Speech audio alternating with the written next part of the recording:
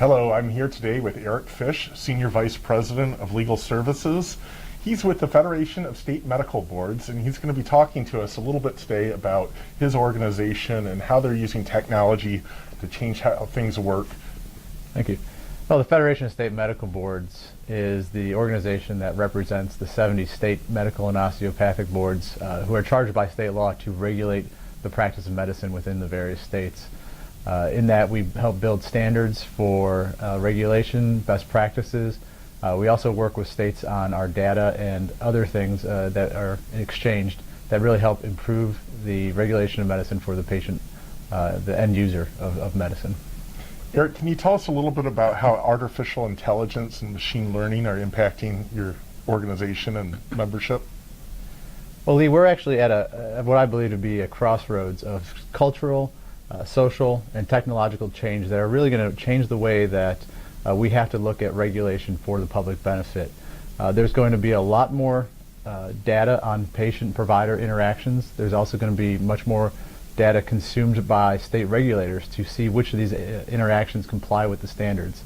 One of the things that I see developing out of this AI and machine learning is that we're going to be creating much more data that can be mined as a regulator to see what interactions are good and which interactions are bad. Eric, can you tell us a little bit about how AI and machine learning are being implemented to improve transparency?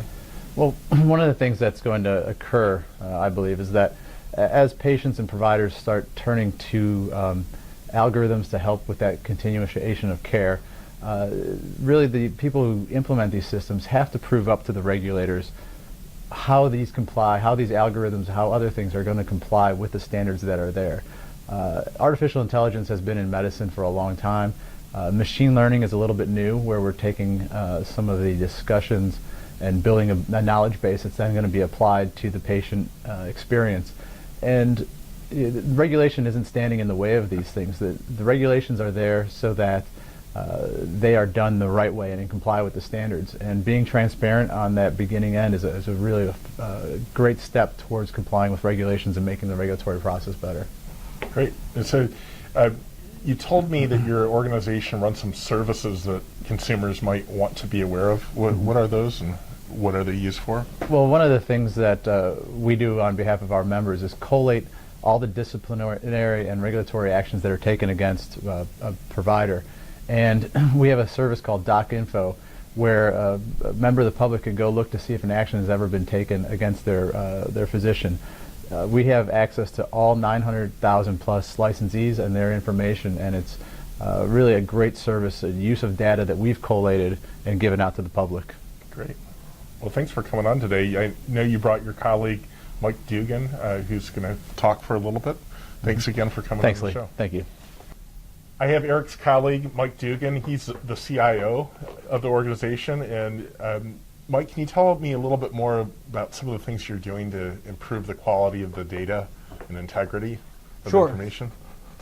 Surely, thank you. In many ways, we are a data aggregator, and this involves the credentialing process for physicians. So we pull data from national data sources. We pull data from institutions to verify a physician's identity as well as their credentials. So the training and process that they've done. Historically, these have been very manual processes, but we've implemented technology to add additional data sources and also give us flexibility in how we consume data.